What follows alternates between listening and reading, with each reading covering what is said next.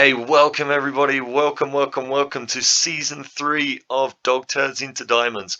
We are trying to turn Dog Turds into Diamonds here with AFC Rushden Diamonds. It's the start of season 3. We are still stuck in the English Southern League Premier Central Division for a third season running, despite being the reigning league champions. You can see we are about to take on today Stratford away from home, Stratford Town. They are newly promoted. It should, in theory, be a pretty easy game. In our opening games, not too bad. We got Tamworth away, third game in, which should be a tough game. Colville and Royston at home. Maybe Colville can be hit and miss, but St Neots at home I would expect to be a winnable game. Royston at home. Again, you really don't know what to expect. They've been good at times, they've been bad at times. But if we look at the season preview, we are obviously reigning champions. You can see we are the only team that is yet to play. For some reason, some teams have played 2 games, and we have got to play 2 games in 3 days to kick off our season, or 2 games in 4 days. So a little bit annoying that other teams have had the chance to start and rest between games. I'm not quite sure why that would be, but anyway, we are going to kick off our campaign, and you can see Kettering, our huge rivals who were relegated from the Vanarama South, have started their season with 2 draws. So they obviously haven't lost, but they haven't been fantastic either. If we look at the season preview, we are massive favourites to win the league again, 5-4 on. And I think we should really be expecting to dominate the league again. We do have 4 players in the Media Dream 11, and that gives you a little bit of a hint of the transfer business we have been doing this season. I'll talk about that in a second, but we are expected to be easy winners of the league yet again. If we just look at our schedule, Kettering at home on the 28th of October. Massive game. I guess that will probably be episode 2, depending on how the cups go. Episode 2 will likely be the big grudge derby game. I think that would be the first time that these two would meet in a league since the formation of AFC Rushden Diamonds as a Phoenix club. So really looking forward to that one. And then Kettering away is actually going to be towards the end of the season there at the start of April. So that could be a crunch game as well. So looking forward to the games against Kettering. They're going to be fun and should bring in a lot of gate receipts. That should be a full house. Last season, we had the highest average gate, or one of the highest average gates in this division. We had, I think by the end of the season, getting up around 850 fans per game, which is very good at our level. So that's very exciting. Although we haven't gone up, with our success in the league and becoming one of the top sides, we have been able to get decent crowds in, which should help with our finances, and we need that. Because you can see here, we ended the season with about £140,000 worth of debt. After the playoff game, we got about £10,000 in from the playoff. But obviously, over pre-season, we've played most of our pre-season games away. So the debt has increased a little bit. We've got to see how things go on that score. But the amazing thing is, as you can see here, our wage budget was increased from £3,800 a week to £4,700 a week. Ridiculous. I have no idea with our financial situation how the board can allow that, but they have given us a £900 a week increase. And as you can see from the current spend, I've already maxed it out. I was trying to actually be sensible, and there were some big signings, some big options that I had to complete that I cancelled just trying to think about the wage budget, and I'm still ending up on the limit of the wage budget. And that is because if we go to transfers and transfer history, you can see we've bought in an awful lot of players. You can't see all the outs because I've released players from their contracts, from their non-contracts, so they don't appear here on the outs, but we have released a lot of players as well. But if we just go through this, first of all, the loans. Jack Berman has come in as a substitute goalkeeper, reserve goalkeeper, or cup goalkeeper, and you can see he's pretty good on loan from Stevenage. Brilliant aerial reach and communication, good jump in reach, good strength, 6 foot tall, the 20-year-old, excellent decisions, really, really good. His positioning is lacking, but at this level, all the goalkeepers have something that is lacking. His handling is decent, his kicking is really good, good punching, and his reflexes are acceptable. So he's a really good backup goalkeeper, Jack Berman. And also from Accrington Stanley, we have got an 18-year-old striker, Leslie Atikoya, who is probably not going to play much, but he has actually got really, really good ability. So I've got no problem having him on the bench, rotating him in when it's necessary or when there's an injury. I think he's going to do just fine. 6 foot tall, good pacey striker, good natural fitness, really, really good finishing and first touch, which is so important. And the difference between him and our other strikers is he's actually really good heading ability as well. So at 6 foot tall and good heading ability, he's a danger in the box, can dribble. He's actually technically very, very good. Off the ball, fantastic, decent amount of flair to go with his dribbling. His composure is excellent and his decisions are not bad. Really, his anticipation is the only thing lacking for a striker. He's probably not going to be much of a poacher in the box, but as an all-round forward, he is very, very good. So both of those loan signings are not costing us anything at all. No loan fee, no wage contribution. What else have we been doing? Well, we go back to last season and we made these couple of signings right at the end of the season. Ryan Upwood came in, of course, and then Liam O'Neill, who I think is going to play a big part in the midfield this season. So the 30-year-old holding midfielder is really going to be helpful there. Of course, we have seen a little bit of him, of course, when he was sent off on his debut. And Omar Sawunmi came in and played a few games at the end of last season as a substitute. He is now going to be a starter, and his big, big weapons. He is a 6'7" giant with 15 jumping reach to boot and 13 heading. I want to see him getting a lot of goals from set pieces this season. He is going to be, I think, a fantastic player. His concentration and composure is a little bit lacking for a defender, but just with his enormous frame, he is so good in the air that I think if we can protect him in terms of not getting one-on-one situations against him where players can dribble against him where he isn't very good, if we can just try and concentrate on his aerial game and his aerial threat, he can be absolutely dominant for us. What is Omar earning? So he's on a non-contract and he gets £275 a game, which is not small, but with League Two and Vanarama National League experience, he is a superb player for our level. Now, we also had, if we go back now to this season, Emmanuel Onariase. He is a 26-year-old central defender, another central defender, very, very solid. Not spectacular technical stats, but solid nonetheless, and his mental stats are very, very good. And he has been partnering Somwuni during pre-season. He is another giant, 6'4" with 12 jumping reach, and he's got really good pace. So I think they are likely to be our central defensive partnership. Sorry, I didn't show you where he's come from. He is another player with a lot of league experience, League One and League Two.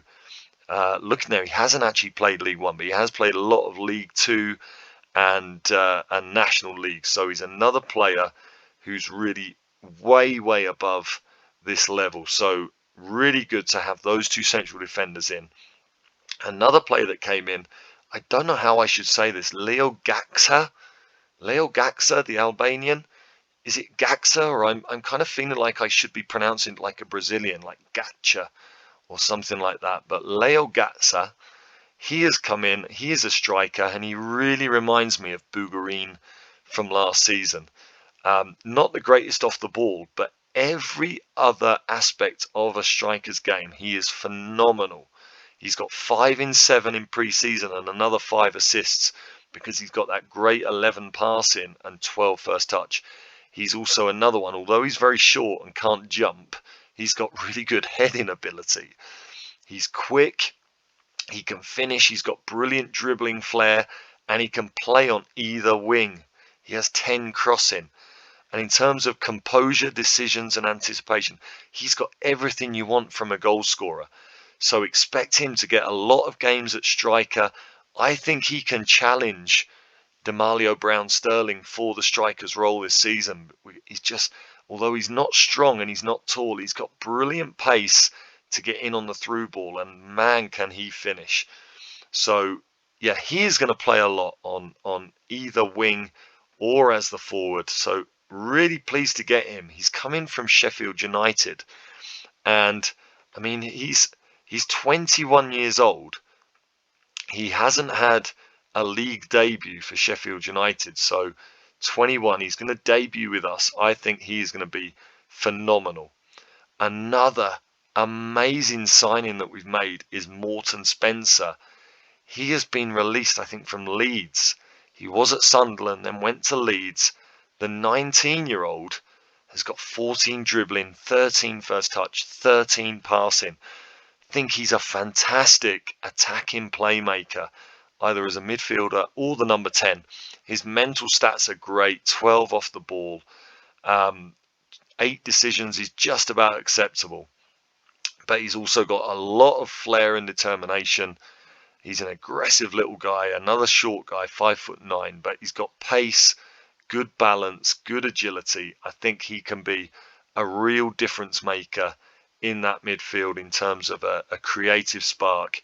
And so yeah, released from Leeds, and his contract, he gets £60 a game. £60 a game. He's costing virtually nothing. And for me, he's going to be one of the best playmakers in this league. I see him as the successor to Jamie O'Hara. If we just compare the two, Jamie O'Hara is obviously much better in terms of his mental stats. Where's Jamie O'Hara? Why is he not appearing here as someone that can play the same position as Morton Spencer? Well, we know that Jamie O'Hara would be technically and mentally superior, but physically he obviously does have a huge advantage there over Jamie O'Hara now due to the age difference. So really pleased with Morton Spencer. I think he's going to be a fantastic player for us. Daniel Buckley is a young 17-year-old central defender. He's going to be probably the 4th, 5th choice central defender, but he's a decent enough central defender for our level. Only 17, great jumping reach, 6'2". I think he's a good option. He's probably not going to play much. We've got him in from Dulwich Hamlet. Again, he makes £15 an appearance. So again, he costs us virtually nothing. Just think he's a really good little prospect. So Sam Blair, he is on £325 a week. So he's one of the top earners. He's a new goalkeeper. And look at his technical stats. Absolutely fantastic. Mental stats as well. His physical stats do let him down. But in terms of what you want from a goalkeeper, jumping reach, balance, agility, I think he's absolutely fantastic. And he is rated in the Media Dream 11. Excuse me. He is rated in the Media Dream 11 as the best goalkeeper in the league.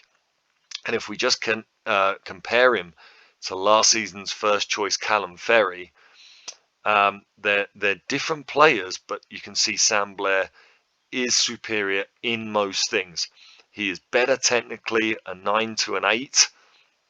I love that he's got 12 one-on-ones because he hammers Callum Ferry in that aspect. His reflexes are as good as, and his handling is better, as is his communication and aerial reach. and his jumping reach as well. So physically, Callum Ferry is far superior, 9 to a 7. But as I say, in the things that you want a goalkeeper to be good in, I think Sam Blair pretty much covers all the bases. And although they're rated the same mentally, again, I kind of prefer Sam Blair here in terms of what he is very good at. So I think he is a big upgrade, and that is why I'm prepared to pay £325 a week for him above Callum Ferry's 180. The only problem here is Callum Ferry is he has a status as the #1 goalkeeper, the first choice goalkeeper. So we might run into problems with Callum Ferry during the season because he's not going to be playing, and as he's on a part-time contract, I can't just release him. So that might provoke problems down the line, but we'll see about that.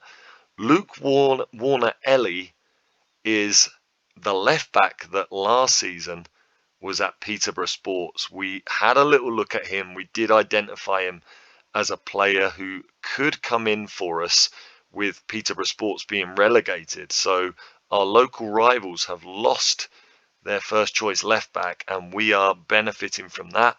Very, very good left back, 9 crossing, 9 marking, 10 tackling, good defender, 10 positioning as well helps in that. He's not bad physically, and he's also got really good 10 passing. So expect lots of assists from Luke Warner-Ellie this season. Very, very pleased to have him in on board, and he earns just £150 per game. So a very good option, one of the best left backs in the league, and not costing the earth. He is going to compete for a place with Bailey Clements, who you can see, if we just compare the two, is definitely the superior left back here. They are rated the same technically, they're rated the same mentally, but Bailey Clements does have the edge physically. He is more of an athlete, but also in the things you want from your left back, I actually think Bailey Clements wins the day here as well, because 10 dribbling and 11 crossing means he is going to be a really effective fullback or wing back, getting lots of assists from that position. Bailey Clements has just been released by Ipswich.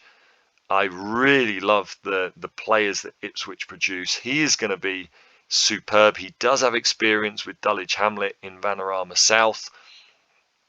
I think he is, although he's not in the media dream 11 at the moment, I think Bailey Clements is going to firmly establish himself as the best left back in this league.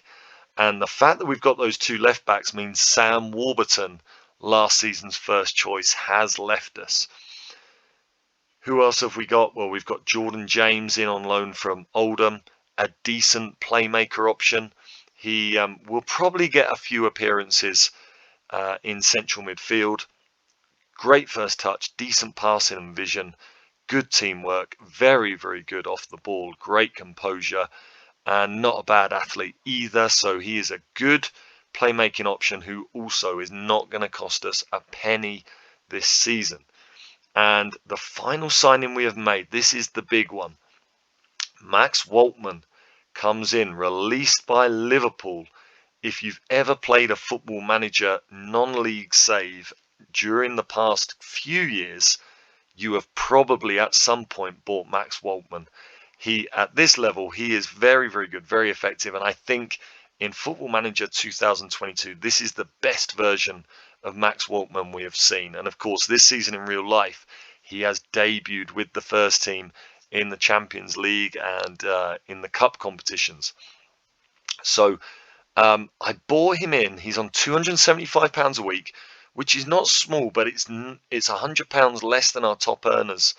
And I think this is a fantastic signing because I've bought him in with the idea that if Thomas Hughes moves on, we have immediately got our replacement. If we compare him to Thomas Hughes, you can see Thomas Hughes is the better player technically. He is exceptional in terms of his technical ability, Thomas Hughes. But mentally and physically, Max Waltman is a far superior player.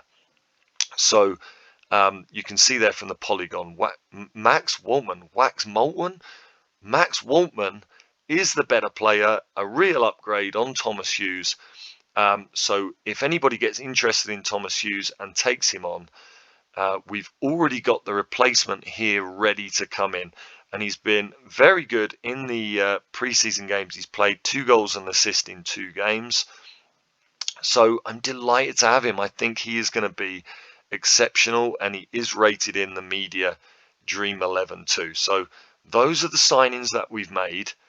If we look at the team now, the first thing you're going to notice is that I've switched back to our formation from 2 seasons ago, the 4-2-3-1. And I've done that because now with Waltman coming in, with Hughes able to play on the left as an inside forward, and with Leo Gaxa coming in, we've got 3 players that can really play those roles on the wings with real top quality. That's because Ravi Shamsi has left us. Was it Musaria, our Indian international? He has left us. They were our only wing options last season. They weren't good enough. That was the principal reason that we changed to a 4-3-1-2 without wingers, because we didn't really have the quality on the wings. Now we have that quality. I think we can play an incredible front 4 here with Thomas Hughes as a left inside forward, Waltman starting off as a winger. I might change that because he's only got 8 crossing. I think he might be better as an inside forward as well. But we'll see how that goes through the season. But that's how I'm looking to start at the moment. Brown Sterling with Jack Brown in behind, Max Waltman and Hughes on the wings. Midfield at the moment, I've gone with Hazeman and King James, the captain.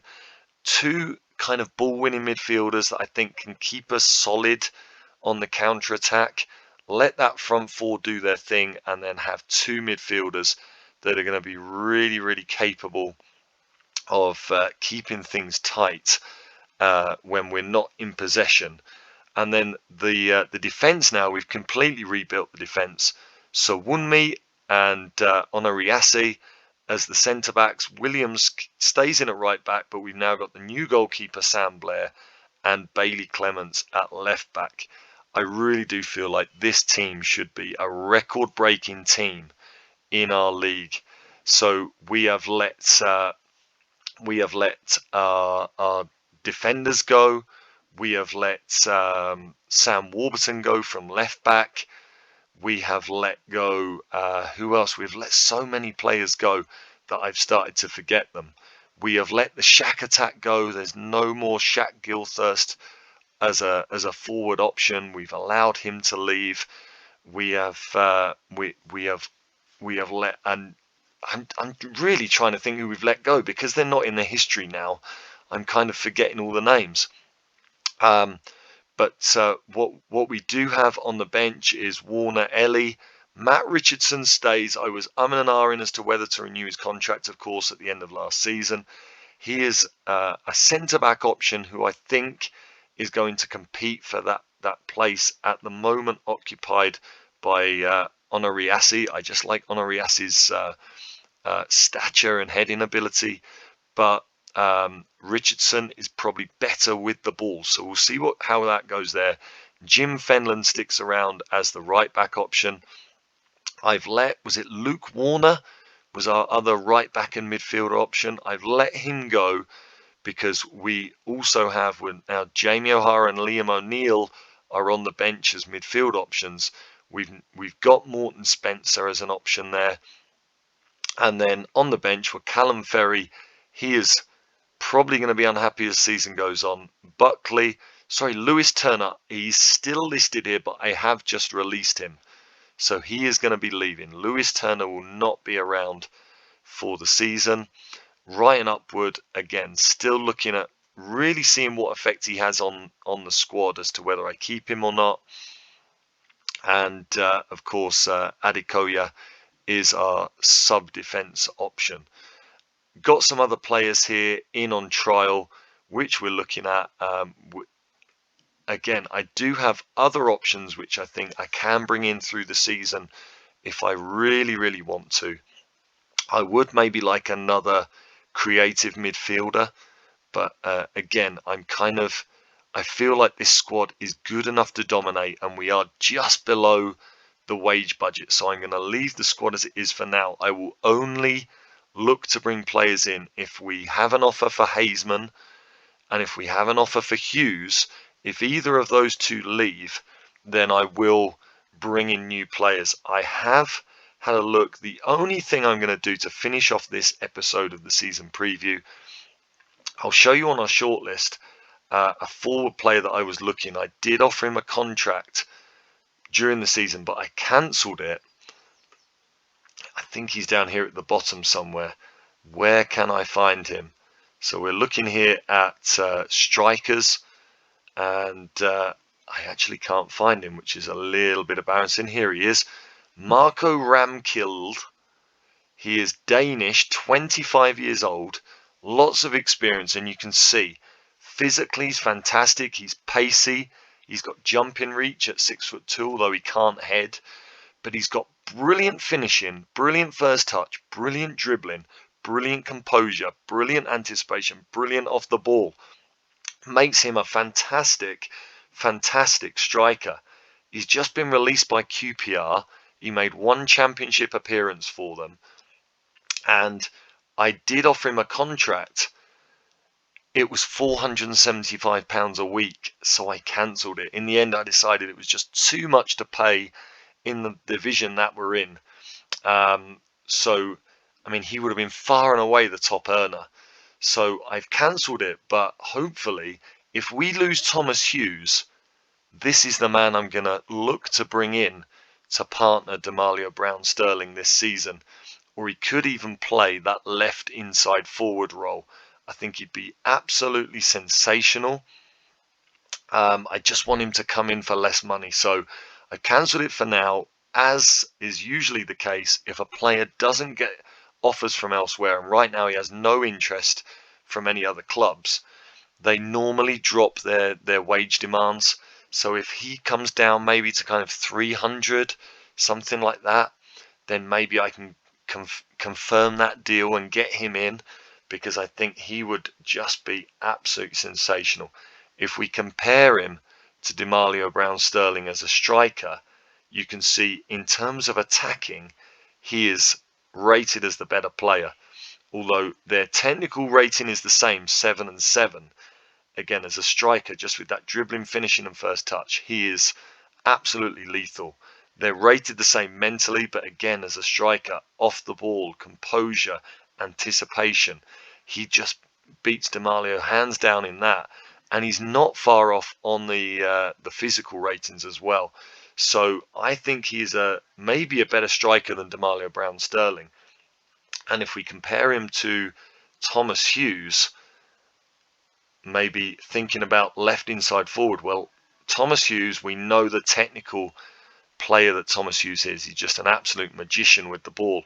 But mentally, Ramkild is the better player, and physically, Ramkild is the better player. So he is my Tom Hughes replacement if anybody comes in for Thomas Hughes before the Football League transfer window closes. So that's the plan. That's the idea.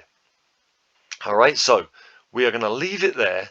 We are ready for our first game. Part 2 of this episode is going to be the start of our season. We might even do a double header part 2 because we've got those 2 games in quick succession. But that is it for now. That is where our season is at. It is promotion or nothing this season. We are really going to go for it. If we don't go up this season, I think it would be an absolute disaster. We cannot get bogged down in this league anymore. That is the aim. Hopefully we've got a squad that is strong enough here that is going to be able to be consistent throughout the season and then get the job done in the playoffs. That's where we stand. I don't know, what do you think to the team? Where do you think we could maybe have improved things? What transfers could we have done differently? Let us know, but that is where we are at for the start of Season 3 of Dog Turds into Diamonds. Thanks very much for watching. Drop a like on the video, and we will be back in just a moment if you click on the link for part 2 of the start of Season 3.